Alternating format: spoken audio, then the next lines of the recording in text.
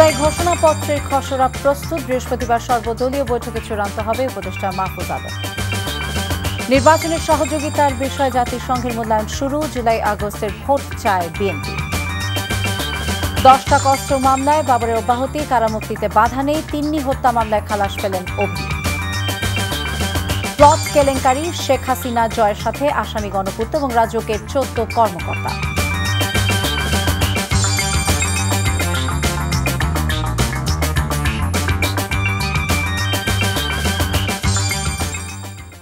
আসসালামু আলাইকুম, ফারজানা নাহিদ জানাচ্ছেন টিভিতে রাতের খবর। ক্রাউন সিমেন্ট শিরোনাম দেখছিলেন, নিয়ে যাব পুরো খবরে।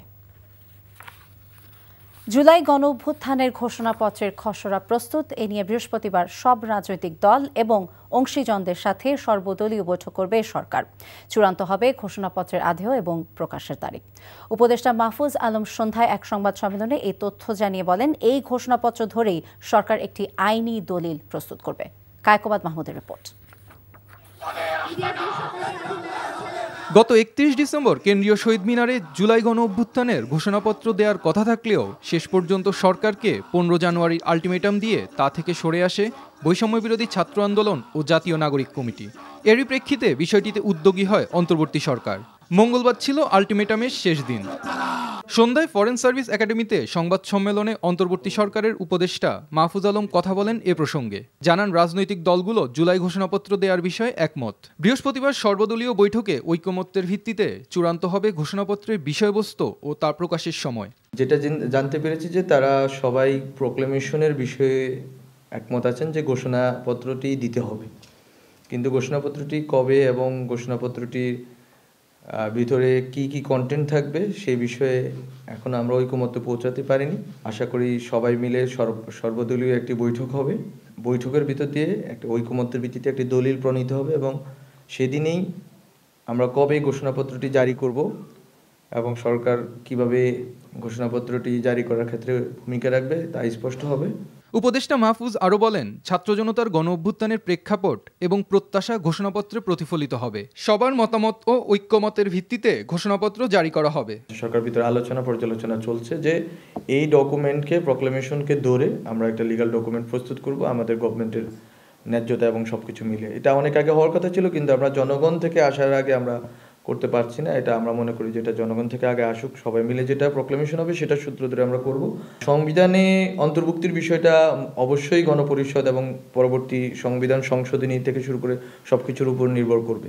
এ সময় প্রধান উপদেষ্টার প্রেস সেক্রেটারি শফিকুল আলম জানান, 4টি সংস্কার কমিশন বুধবার তাদের চূড়ান্ত রিপোর্ট দিবে। Kaykobad Mahmud, NTV news, Dhaka. আগামী জাতীয় নির্বাচন আয়োজনে কমিশনের কি কি সহযোগিতা প্রয়োজন তার মূল্যায়ন শুরু করেছে জাতিসংঘ উন্নয়ন কর্মসূচি ইউএনটিপি। নির্বাচন কমিশন সুশীল সমাজ, শিক্ষাবিদ এবং রাজনৈতিক দল সহ অন্যান্য অংশীজনদের সঙ্গে আলোচনা করে 10 দিনের মধ্যে মূল্যায়ন শেষ হবে বলে জানিয়েছেন ঢাকা সফররত সংস্থাটির প্রতিনিধি দল। নির্বাচন ভবনে বৈঠক শেষে ইসি সচিব জানান, প্রধান উপদেষ্টার দেওয়া সময়সীমা সামনে রেখেই নির্বাচনের প্রস্তুতি নিচ্ছে কমিশন। মুকসিমুল হাসানের রিপোর্ট।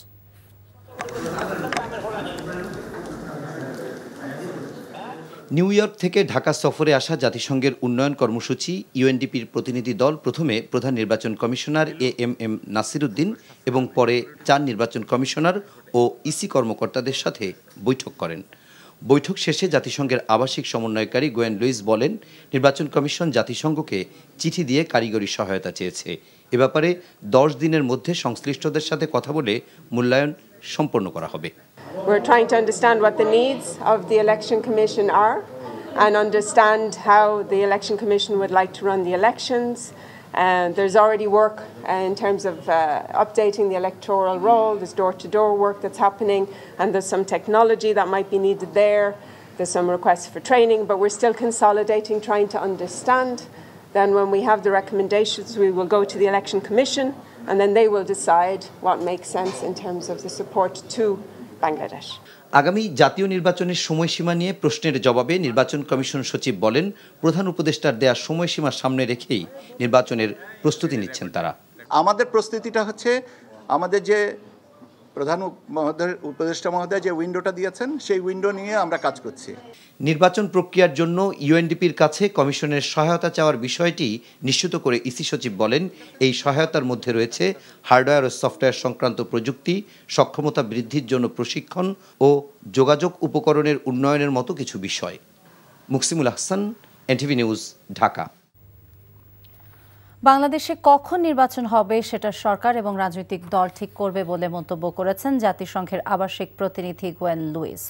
পররাষ্ট্র মন্ত্রণালয়ের পররাষ্ট্র সচিব মোহাম্মদ জসিমউদ্দিনের সাথে সাক্ষাতের পর কথা বলেন তিনি। নির্বাচনের সময়সীমা নিয়ে জাতিসংঘ কোনো মন্তব্য করতে চায় না জানিয়ে তিনি বলেন, কারিগরি সহ সব ধরনের সহযোগিতা করতে চান তারা। নির্বাচনে কিভাবে সহযোগিতা করা যায় তা যাচাইয়ে ঢাকায় জাতিসংঘের অ্যাসেসমেন্ট টিম নির্বাচন কমিশন ছাড়াও সব রাজনৈতিক দলগুলোর সাথে বৈঠক করবে বলে জানান তিনি।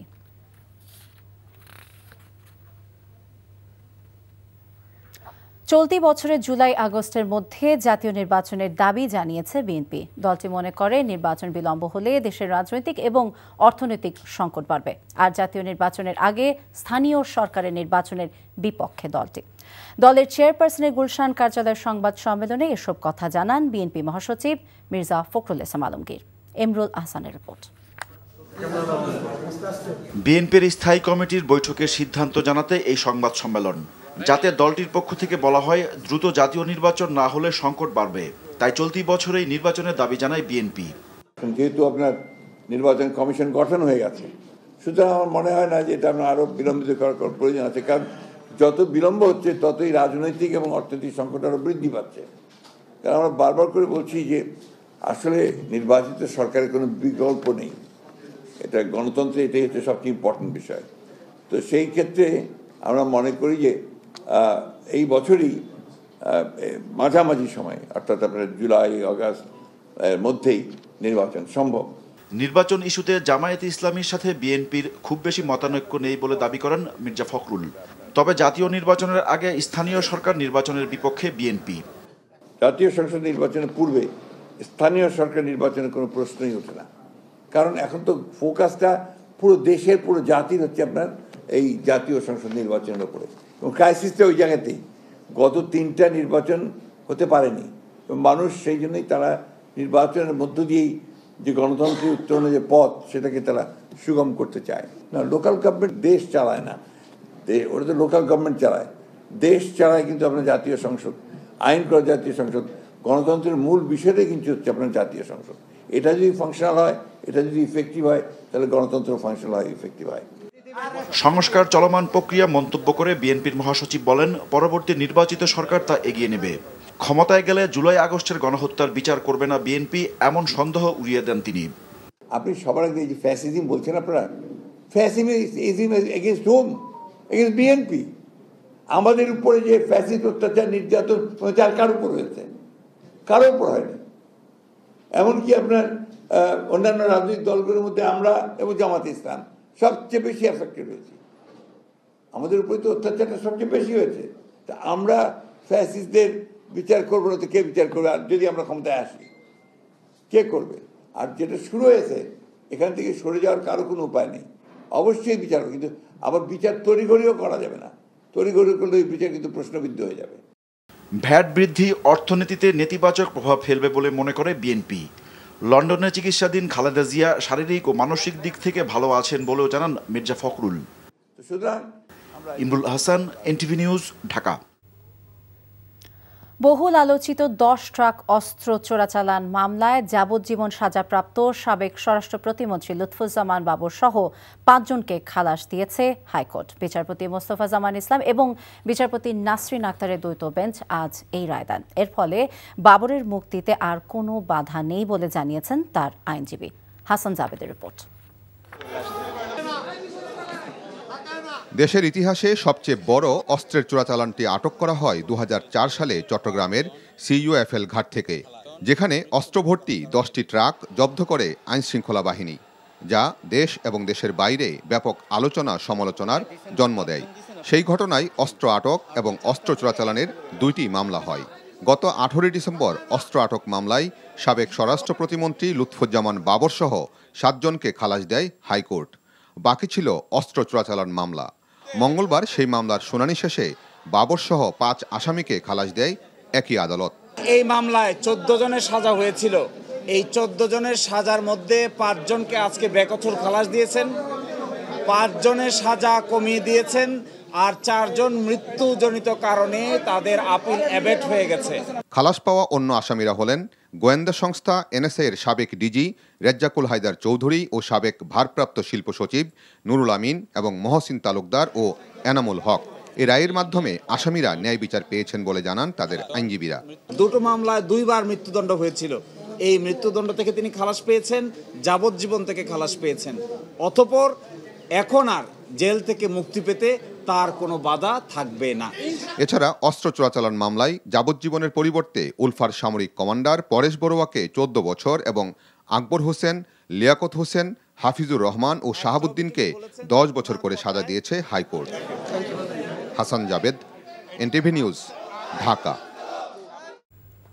ঢাকায় খুন হওয়া বিজ্ঞাপনের মডেল সৈয়দা তানিয়া মাহবুব তিন্নি হত্যা মামলার চার্জশিটভুক্ত একমাত্র আসামি জাতীয় পার্টির সাবেক সংসদ সদস্য গোলাম ফারুক অভিকে খালাস দিয়েছে আদালত। ঢাকার দ্বিতীয় অতিরিক্ত জেলা এবং দায়রা জজ মোসাম্মদ শাহিনুর আক্তার এই রায় দেন। কেরানীগঞ্জের বুড়িগঙ্গা নদীর 1 নম্বর চীন মৈত্রী সেতুর 11 নম্বর পিলারের পাশে 2002 সালের 10 নভেম্বর রাতে মডেল তিন্নির মরদেহ পাওয়া যায়। পরদিন অজ্ঞাতনামা আসামির বিরুদ্ধে মামলা করে পুলিশ। প্রাথমিক তদন্তে অভিযুক্ত হলেও পুলিশ তাকে গ্রেফতার করতে পারেনি। যুক্তরাজ্যের লন্ডনে চিকিৎসাধীন বাংলাদেশের সাবেক প্রধানমন্ত্রী এবং বিএনপি চেয়ারপারসন বেগম খালেদা জিয়ার শারীরিক অবস্থা স্থিতিশীল রয়েছে, এমনটা জানিয়ে তার ব্যক্তিগত চিকিৎসক ডাক্তার AZM জাহিদ হোসেন বলেছেন, শুক্রবারের মধ্যে তার মেডিকেল রিপোর্ট হাতে পাওয়ার পর তাকে যুক্তরাষ্ট্রে নেওয়া হবে কিনা সে বিষয়ে সিদ্ধান্ত নেবে মেডিকেল বোর্ড। মঙ্গলবার লন্ডন হাসপাতালের সামনে সাংবাদিকদেরকে দেয়া ব্রিফিংয়ে তিনি একথা জানান। বেগম খালেদা জিয়া সবার কাছে দোয়া চেয়েছেন বলেও জানান ডাক্তার জাহিদ।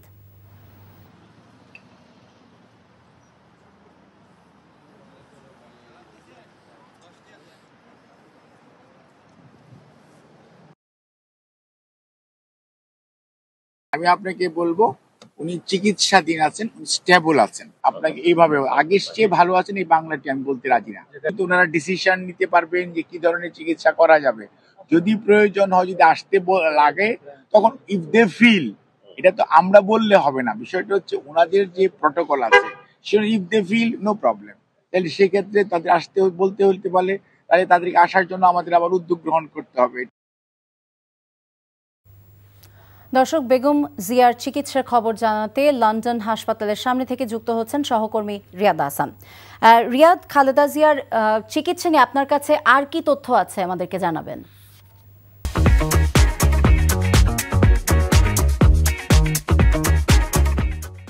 ফারজানা নাহিদ, আপনি যেমনটি বলছিলেন যে বেগম খালেদা জিয়ার চিকিৎসার বেশ কিছু গুরুত্বপূর্ণ বিষয় একটু আগেই professor doctor AZM Zahid Hossain তিনি আমাদেরকে একটু আগে এই হাসপাতালের সামনে ব্রিফ করেছিলেন এবং ব্রিফের কিছু অংশবিশেষ আপনারা দর্শকদেরকে দেখিয়েছেন। আমি যদি এর বিস্তারিত আপনাদের সামনে তুলে ধরি তাহলে বিষয়টি এরকম দাঁড়াবে যে বেগম খালেদা জিয়া এখানে আসবার পর থেকে প্যাট্রিক কেনেডির নেতৃত্বে যে টিম রয়েছে এবং সেই টিমের সাথে বাংলাদেশি টিমের প্রতিদিনই প্রায় বৈঠক হচ্ছে এবং প্রতিদিনই তার চিকিৎসা কোন দিকে সামনে কোনটা আগে শুরু করা হবে, কোনটা পরে শুরু করা হবে, এই বিষয়ে মূলত তারা চিকিৎসার ধাপগুলো এগিয়ে নিতে চাচ্ছেন। যে কারণে আমরা গতকাল যেটি জানতে পেরেছি যে অনেকগুলো পরীক্ষা নিরীক্ষা হয়েছে। আজকে এই 2 দিনে, অর্থাৎ গতকাল এবং আজকে এই 2 দিনে চিকিৎসার পদ্ধতি নিয়ে বেশ কিছু পরিবর্তন ওনারা এনেছেন, যেটি ডাক্তার AZM জাহিদ হোসেন আমাদেরকে জানিয়েছেন। তবে আমরা প্রশ্ন করেছিলাম যে যেহেতু লিভার সিরোসিসের একমাত্র ভালো চিকিৎসা হচ্ছে যে লিভার ট্রান্সপ্লান্ট, সেই ট্রান্সপ্লান্টের বিষয়ে তারা কতটা চিন্তা ভাবনা করছেন। এই ব্যাপারে ডাক্তার AZM জাহিদ হোসেন আমাদেরকে যেটি জানিয়েছেন যে আপনারা জানেন যে যেহেতু বয়সের একটি ব্যাপার রয়েছে এবং হচ্ছে লিভার ট্রান্সপ্লান্ট আরেকটি কঠিন একটি বিষয়, অর্থাৎ এটি ইচ্ছা হলো আরও করে ফেলা হলো, বিষয়টা এরকম নয়। সুতরাং এই বিষয়গুলো সামনে রেখেই তারা যোগাযোগ অব্যাহত রাখছেন। আরেকটি বিষয় যে যুক্তরাষ্ট্র থেকে ডাক্তার এখানে আসবে কিনা বা সেখানে যুক্তরাষ্ট্রে নেওয়া হবে কিনা, এই প্রশ্নের জবাবে ডাক্তার জাহিদ আমাদেরকে যেটি জানিয়েছেন, অর্থাৎ তাদের সাথে সার্বক্ষণিক যোগাযোগ রয়েছে। সুতরাং শুক্রবারের পরে এই বিষয়টি নিয়ে তারা নিশ্চিত হবেন যে আসলে বেগম খালেদা জিয়া চিকিৎসার জন্য যুক্তরাষ্ট্র থেকে সে ডাক্তার লন্ডনে আসবেন কিনা। ফারজানা নাহিদ। আমরা যুক্তরাজ্যের লন্ডন ক্লিনিক থেকে জানছিলাম বেগম খালেদা জিয়ার চিকিৎসার খবর। সাবেক প্রধানমন্ত্রী শেখ হাসিনা এবং তার ছেলে সজীব ওয়াজেদ জয়ের বিরুদ্ধে মামলা দায়ের করেছে দুর্নীতি দমন কমিশন দুদক। ক্ষমতার অপব্যবহার করে রাজুক থেকে প্লট নেওয়ার অভিযোগে দুদকের করা পৃথক দুটি মামলার মোট আসামি 16 জন। মামলার এজাহারে বলা হয়, ঢাকায় আবাসন সুবিধা থাকার তথ্য গোপন করে শেখ হাসিনা ক্ষমতাকে কাজে লাগিয়ে পূর্বাচল নতুন শহর প্রকল্পে নিজের এবং ছেলে জয়ের নামে 10 কাঠা করে প্লট বরাদ্দ করেন। রিপোর্টে আরও জানাচ্ছেন শফি মাহমুদ সাগর। 5 আগস্ট ছাত্র জনতার গণ অভ্যুত্থানে পালিয়ে যাওয়া স্বৈরাচার শেখ হাসিনার ক্ষমতার অপব্যবহারের নানা তথ্য উঠে আসছে সরকারি তদন্তসমূহে। দুদকের তদন্ত প্রতিবেদনে বলা হয়েছে, আর্থিক কেলেঙ্কারি সহ অবৈধ কর্মকাণ্ডের সাথে জড়িত ছিল শেখ হাসিনার পরিবারের সদস্যরাও। পূর্বাচল নতুন শহর প্রকল্পে বেআইনিভাবে 10 কাঠার দুটি সরকারি প্লট বরাদ্দের অভিযোগে সাবেক প্রধানমন্ত্রী শেখ হাসিনা ও তার ছেলে সজীব ওয়াজেদ জয়ের বিরুদ্ধে দুটি মামলা করে দুদক। সংস্থাটির মহাপরিচালক আক্তার হোসেন জানান, হলফনামায় তথ্য গোপন করে পূর্বাচলে নিজের এবং ছেলে জয়ের নামে প্লট নেন শেখ হাসিনা, যা আইনত অবৈধ। শেখ হাসিনা সাবেক প্রধানমন্ত্রী নিজ পরিবারের অন্যান্য সদস্যদের মালিকানায় ঢাকা শহরের রাজুকের এখতিয়ারাধীন এলাকায় বাড়ি বা ফ্ল্যাট বা আবাসনের সুবিধা থাকার পরও তা হলফনামায় গোপন করে পূর্বাচল নতুন শহর প্রকল্পের অতি গুরুত্বপূর্ণ কূটনৈতিক এলাকায় একটি 10 কাঠার প্লট বরাদ্দের ক্ষেত্রে ঢাকা ইমপ্রুভমেন্ট ট্রাস্ট রুলস এর বিধান লঙ্ঘন করা হয়েছে মর্মে অনুসন্ধানকালে প্রাথমিকভাবে প্রমাণিত হয়েছে। প্লট দুর্নীতিতে দুদকের ঢাকা সমন্বিত জেলা কার্যালয়ে মামলা দুটি দায়ের করা হয়েছে। শেখ হাসিনা এবং জয় ছাড়াও মামলায় গৃহায়ন ও রাজুকের 14 জন কর্মকর্তাকে আসামি করা হয়েছে বলে জানান দুদক মহাপরিচালক। প্রকল্পের বরাদ্দ বিষয়ক দায়িত্বপ্রাপ্ত গৃহায়ন ও গণপূর্ত মন্ত্রণালয় রাজধানী উন্নয়ন কর্তৃপক্ষ এর সংশ্লিষ্ট গণকর্মচারীগণকে প্রভাবিত করে পরস্পর যোগসাজশে নিজেরা লাভবান হয়ে এবং অন্যকে লাভবান করার উদ্দেশ্যে অভিযোগ সংশ্লিষ্ট জনাব সজীব আহমেদ জয়ের নামে বরাদ্দ প্রদান। ক্ষমতার অপব্যবহার ও অনিয়মের মাধ্যমে শেখ রেহানা, তার ছেলে রাদওয়ান মুজিব সিদ্দিক এবং মেয়ে আজমিনা সিদ্দিকের নামে ঢাকার পূর্বাচলে প্লট বরাদ্দের অভিযোগেও এর আগে 3টি মামলা করেছে দুর্নীতি দমন কমিশন দুদক। শফি মাহমুদ সাগর, এনটিভি নিউজ, ঢাকা। অবশেষে যুক্তরাজ্যের নগর বিষয়ক মন্ত্রীর পদ থেকে সরে দাঁড়ালেন শেখ হাসিনার ভাগ্নি এবং শেখ রেহানার কন্যা টিউলিপ সিদ্দিক। ব্রিটেনের দুর্নীতি বিরোধী জোটের চাপের মুখে মঙ্গলবার প্রধানমন্ত্রী কেয়ার স্টামারের কাছে পদত্যাগপত্র জমা দেন টিউলিপ। নিজে দুর্নীতি বিরোধী দায়িত্বে থাকা মন্ত্রীর বিরুদ্ধে দুর্নীতির অভিযোগ ওঠায় গেল কয়েকদিন ধরে একের পর এক সংবাদ প্রকাশ করে আসছিল ব্রিটিশ সংবাদ মাধ্যমগুলো। শেষমেশ দেশটির বিরোধী দলীয় নেতা এবং দুর্নীতি বিরোধী জোটের পদত্যাগের আহ্বানের পর টিউলিপের পদত্যাগ সময়ের ব্যাপার ছিল। গত সপ্তাহে সানডে টাইমস এবং ফিনান্সিয়াল টাইমসের প্রতিবেদনে উঠে আসে টিউলিপকে ফ্ল্যাট দিয়েছেন শেখ হাসিনার সাথে ঘনিষ্ঠ সম্পর্ক রয়েছে এমন ব্যক্তিরা। এছাড়াও বাংলাদেশের রূপপুর পারমাণবিক বিদ্যুৎ কেন্দ্র প্রকল্প থেকে অর্থ আত্মসাতের অভিযোগও আছে তার বিরুদ্ধে।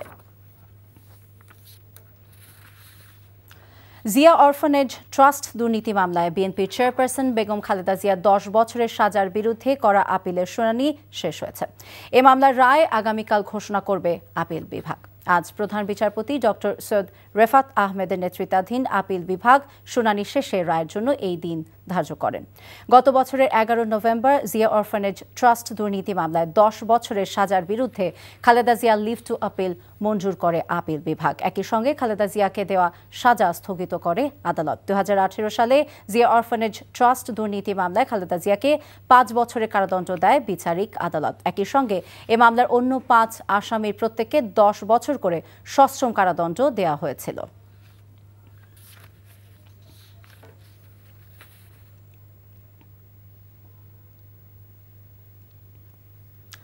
দুর্নীতি দমন কমিশনের করা মামলায় বাংলাদেশ ব্যাংকের সাবেক ডেপুটি গভর্নর শীতাংশু কুমার সুর চৌধুরীকে গ্রেফতারের পর কারাগারে পাঠানো হয়েছে।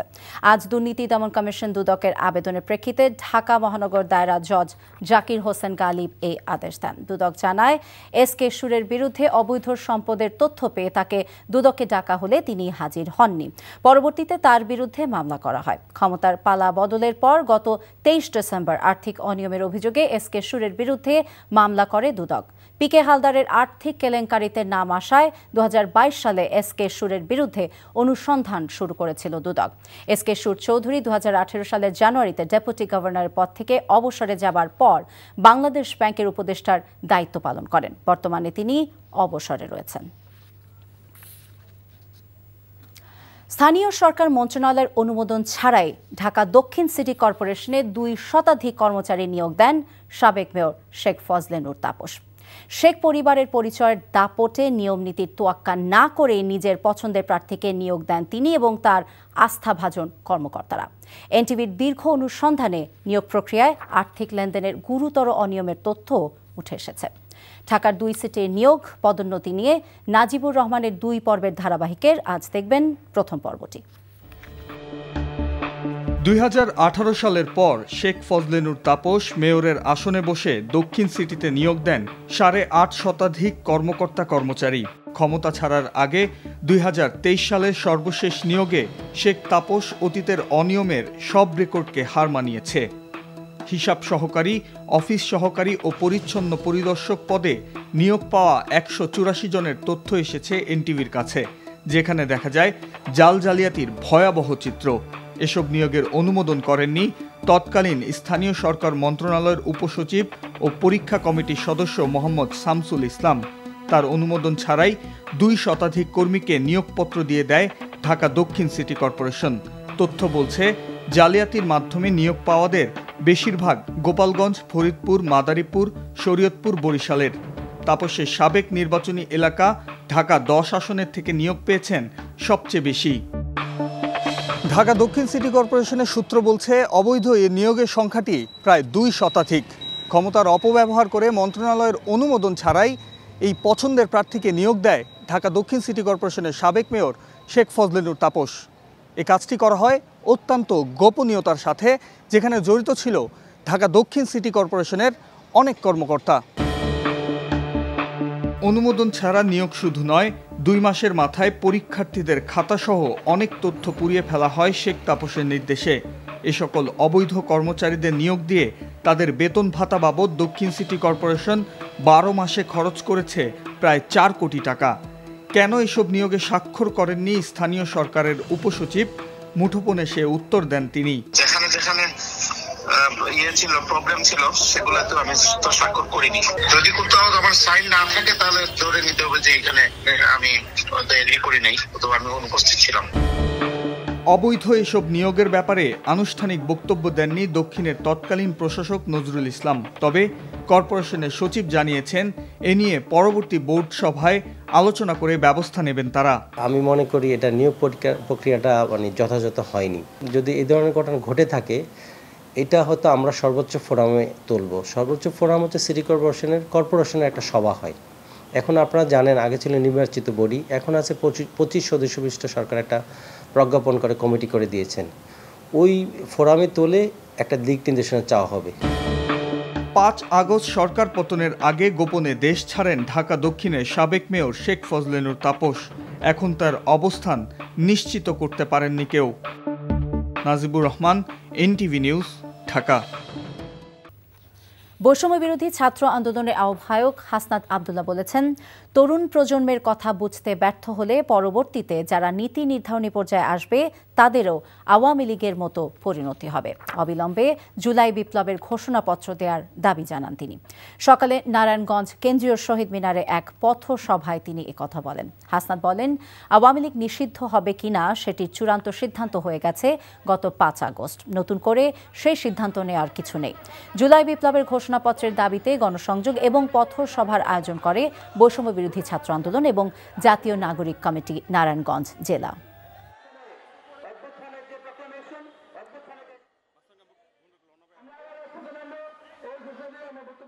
আপনারা যদি এই তরুণ প্রজন্মর কথা আপনারা বুঝতে ব্যর্থ হন, আওয়ামী লীগের যে পরিণত হয়েছে, পরবর্তীতে যারাই নীতি নির্ধারণের পর্যায়ে আসবে, এই তরুণ প্রজন্মের ভাষা যদি আপনারা বুঝতে ব্যর্থ হন, তাহলে আওয়ামী লীগের পরিণতির মতোই আপনাদের পরিণতি হবে। সুতরাং ফ্যাসিবাদ বিরোধী প্রত্যেকটি রাজনৈতিক দলের এবং বৈষম্য বিরোধী ছাত্র আন্দোলন এবং ফ্যাসিবাদ বিরোধী যেসব মনস্তাত্ত্বিক যেই ধরনের আমাদের চিন্তা রয়েছে, সবগুলির সংমিশ্রণে আমাদের পরবর্তী বাংলাদেশ বিনির্মাণ করতে হবে। সাবেক প্রধানমন্ত্রী শেখ হাসিনা তার দলের স্বার্থে পিলখানা হত্যাকাণ্ডের ঘটনা ঘটিয়েছে বলে মন্তব্য করলেন আলোকচিত্রী এবং সাংবাদিক শহীদুল আলম। দুপুরে জাতীয় প্রেস ক্লাবে কারা নির্যাতিত বিডিআর পরিবারের পক্ষে আয়োজিত সংবাদ সম্মেলনে তিনি এই মন্তব্য করেন। তিনি বলেন, জেলবন্দি বিডিআর সদস্যদের সাথে প্রহসন করা হয়েছে। সঠিক তদন্তের মাধ্যমে প্রকৃত অপরাধীদের বিরুদ্ধে ব্যবস্থা নেয়ার দাবি জানান বিডিআর পরিবারের সদস্যরা। অন্যায়ভাবে কারাগারে যারা বন্দী রয়েছে তাদের মুক্তির দাবি জানানো হয় সংবাদ সম্মেলনে।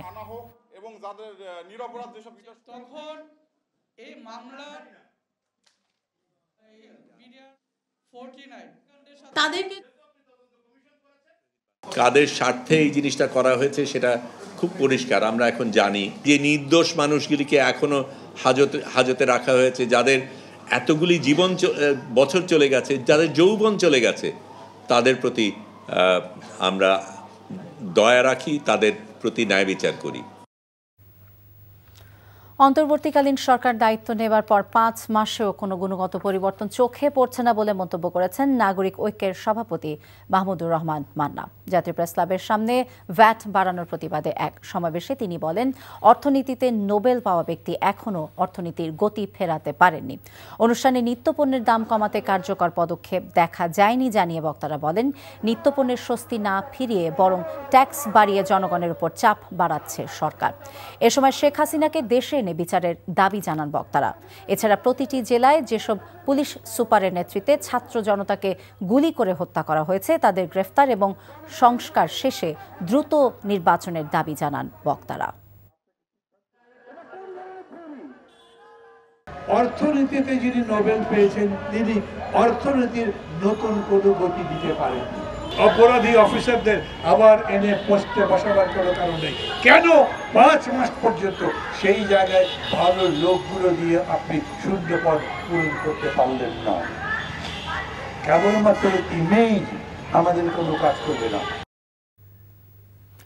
রাজশাহীর সারদা পুলিশ একাডেমি থেকে শৃঙ্খলা ভঙ্গের অভিযোগে অব্যাহতি পাওয়া শিক্ষানবিশ উপপরিদর্শকরা চাকরি থেকে পুনর্বহালের দাবিতে আমরণ অনশনে বসেছেন।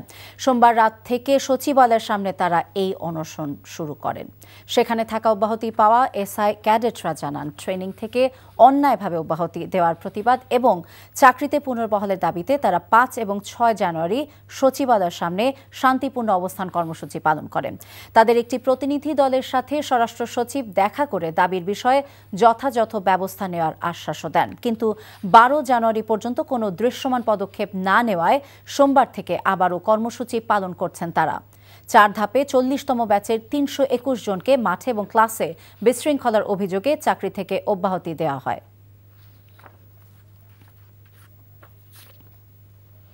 প্রতি বছরের মতো এবারও পুরান ঢাকায় আয়োজিত হলো চৈত্র সংক্রান্তি এবং ঘুড়ি উৎসব। বাংলা পঞ্জিকা অনুসারে পৌষের শেষ দিনে এই আয়োজনে মাতেন ঢাকাবাসী। হৃদয়ে ঢাকা আমাদের ঢাকা স্লোগান নিয়ে রাজধানীর বকশীবাজারে এলাকায় ঘুড়ি উড়ানোর আসরের আয়োজন করা হয়, যেখানে শিশু সহ সব বয়সী মাতেন সাকরাইন উৎসবে। অনুষ্ঠানে বুড়িগঙ্গা দূষণ মুক্ত করার প্রতি জোর দেন বক্তারা। প্রাচীন এই উৎসব আয়োজনের মাধ্যমে পারিবারিক বন্ধন আরও সুদৃঢ় হবে এমন প্রত্যাশার কথা বলেন আয়োজকরা।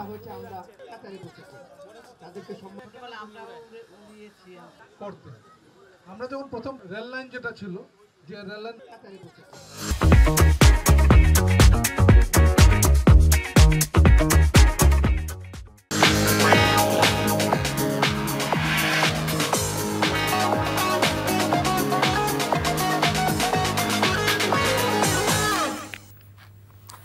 নগদ নিবেদিত অর্থনীতির খবর।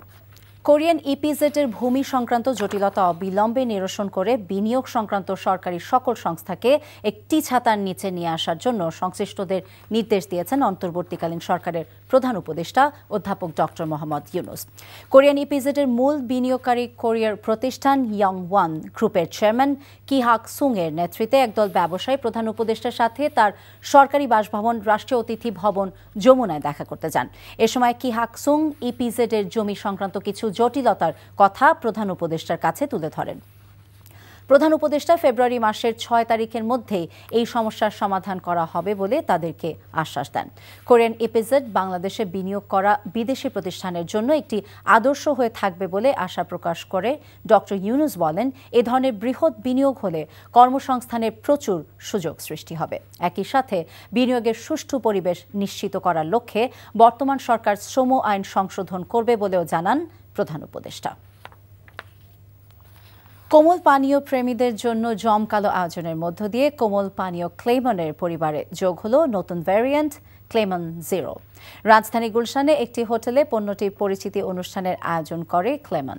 চিনির কারণে যেসব ভোক্তা বেভারেজ পানীয় পান করেন না, সেসব স্বাস্থ্য সচেতন গ্রাহকদের কথা মাথায় রেখে মূলত জিরো ক্যালোরি এবং জিরো সুগার সমৃদ্ধ কোমল পানীয় বাজারে আনলো Akij food and beverage limited. পণ্য পরিচিতি অনুষ্ঠানে আকিজ ফুড অ্যান্ড বেভারেজ লিমিটেডের director operations Syed Zahurul Alam, general manager marketing Maidul Islam এবং ক্লেমনের ব্র্যান্ড ম্যানেজার আব্দুল আজিজ সহ অন্যান্য ঊর্ধ্বতন কর্মকর্তারাও উপস্থিত ছিলেন।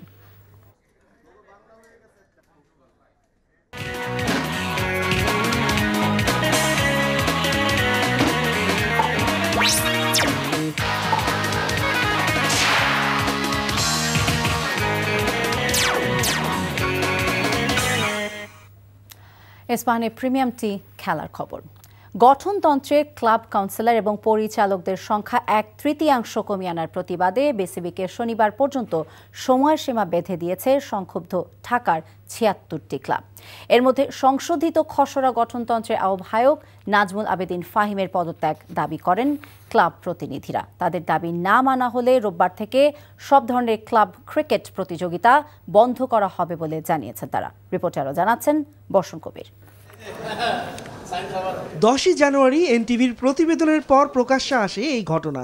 বিসিবি পরিচালক নাজমুল আবেদিন ফাহিমের নেতৃত্বে 4 সদস্যের গঠনতন্ত্র সংশোধন কমিটি যেসব ধারা উপধারায় পরিবর্তন এনেছে সেখানে ক্লাব কাউন্সিলরদের করা হয়েছে উপেক্ষিত। একই সঙ্গে তারা এতদিন ধরে যে 12টি পরিচালকের পদে নির্বাচিত হয়ে আসতেন সেটা কমিয়ে আনা হয় 4 জনে। গত 4 দিনের নিজেদের একজোট করে মঙ্গলবার বিকালে স্থানীয় এক হোটেলে ক্ষুব্ধ প্রতিক্রিয়া জানিয়েছে সবগুলো ক্লাব। প্রস্তাবিত গঠনতন্ত্রে আমাদেরকে অপমান করা হয়েছে। কাউন্সিলের সংখ্যা দেখেন 76 থেকে 30 জনে নিয়ে আসছে, এটা মানার যোগ্য নয়। এবং এটা যদি তারা আগামী 3 দিনের ভিতরে একটি সদুত্তর না দেয় তাহলে আমাদের সমস্ত ক্লাবগুলি কিন্তু খেলা থেকে বিরত থাকবে যতদিন পর্যন্ত এটা সংশোধন না করা হবে। দীর্ঘদিন ধরে নিজেদের অর্থায়নে ঢাকার ক্লাব ক্রিকেটকে পরিচর্যা করে আসা সংগঠকরা গঠনতন্ত্রে এমন প্রস্তাবিত ধারা সংযোজন করায় একজোট হওয়া ছাড়া কোনো বিকল্প দেখেননি। এখনো কিন্তু এটা পাস হয়নি, এটা পাশের একটা প্রক্রিয়া আছে। এই প্রক্রিয়াটা যদি স্টপ হয়ে যায় তাহলে আমরা ধরে নিলাম আমরা 12 জনে আছি। এখন এই প্রক্রিয়াটা যদি স্টপ করে দেয় আমাদের আন্দোলন উগ্র হয়ে যাবে। আমরা আশা করি 19 তারিখের আগেই এই সমস্ত হয়তো মিটে যাবে। যদি মিটে যায় তাহলে তো ভালো। বিসিবির বর্তমান পরিচালক নাজমুল আবেদিন ফাহিমের বৈধতা আছে কিনা সে প্রশ্ন তুলেছেন ক্লাব কর্মকর্তারা। উনি কি সিট থেকে পদত্যাগ করেছেন? আপনি বলেন। আমার জানা মতো উনি করেননি, উনি আবার এনএসসি থেকে আসছেন।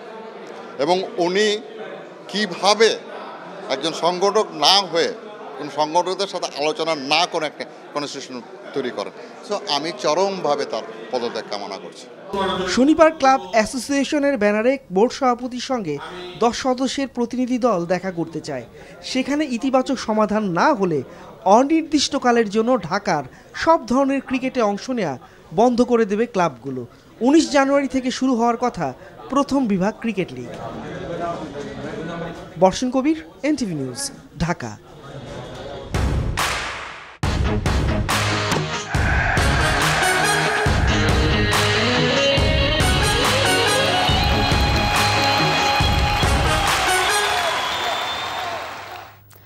সামিট গ্রুপ বিপিএল ক্রিকেটের খবর। সিলেটের পর শুরু হতে যাচ্ছে বিপিএল এর চট্টগ্রাম পর্ব। বৃহস্পতিবার থেকে শুরু হবার ম্যাচের টিকিট পাওয়া যাবে আগামীকাল থেকে। Zahur Ahmed Chowdhury stadium, M A Aziz stadium এবং নির্ধারিত ব্যাংকের শাখা থেকে টিকিট সংগ্রহ করতে পারবেন দর্শকেরা। শীর্ষস্থান ধরে রেখেই বন্দরনগরীতে যাচ্ছে রংপুর রাইডার্স। 7 ম্যাচে 7 জয় 14 পয়েন্ট নিয়ে সোহানরা প্লে অফের দিকে এক পা দিয়ে রেখেছে বলাই যায়। সবার নিচে ঢাকা ক্যাপিটালস। টানা 6 ম্যাচ হারার পর সপ্তম ম্যাচে প্রথম জয় পেয়েছে দলটি। 4 ম্যাচে 6 পয়েন্ট নিয়ে পয়েন্ট তালিকার 2-এ চিটাগাং কিংস। 1 ম্যাচ বেশি খেলা ফরচুন বরিশালের পয়েন্টও 6, তবে নেট রান রেটে এগিয়ে থাকায় 2-এ কিংসরা। 5 ম্যাচে 4 পয়েন্ট নিয়ে 4-এ খুলনা টাইগার্স। 6 ম্যাচ করে খেলা সিলেট স্ট্রাইকার্স এবং দুর্বার রাজশাহীর পয়েন্টও 4 করে। এই দুই দল আছে যথাক্রমে 5 এবং 6। তলানির দল ঢাকার পয়েন্ট 7 ম্যাচে 2। সিলেট পর্বের সব ম্যাচে জয় পেয়েছে রংপুর এবং চিটাগাং। অন্য 5টি দলই হেরেছে অন্তত একটি ম্যাচ। কাল থেকে শুরু হতে যাচ্ছে জিয়া ক্রিকেট টুর্নামেন্টের চূড়ান্ত পর্ব। মিরপুরের সিটি ক্লাব মাঠে উদ্বোধনী ম্যাচে ফরিদপুর বিভাগের মুখোমুখি হবে বরিশাল বিভাগ। 19 জানুয়ারি শিরোপার লড়াইয়ের মধ্য দিয়ে শেষ হবে এবারের আসর। আগামীতে এই টুর্নামেন্টকে খেলোয়াড় তৈরির মঞ্চ হিসেবে গড়ে তুলতে চান আয়োজকরা। প্রতিযোগিতা পৌঁছাবে থানা উপজেলা পর্যায়ে। নারী খেলোয়াড়দের নিয়েও আছে পরিকল্পনা। সিটি ক্লাব মাঠে টুর্নামেন্ট পূর্ববর্তী সংবাদ সম্মেলনে এসব পরিকল্পনার কথা জানান সাবেক ফুটবল তারকা এবং টুর্নামেন্টের উপদেষ্টা আমিনুল হক। ঢাকার 2 ভেন্যু সিটি ক্লাব এবং পুবের গাঁও ক্রীড়া শিক্ষা প্রতিষ্ঠানে অনুষ্ঠিত হবে চূড়ান্ত পর্বের খেলা।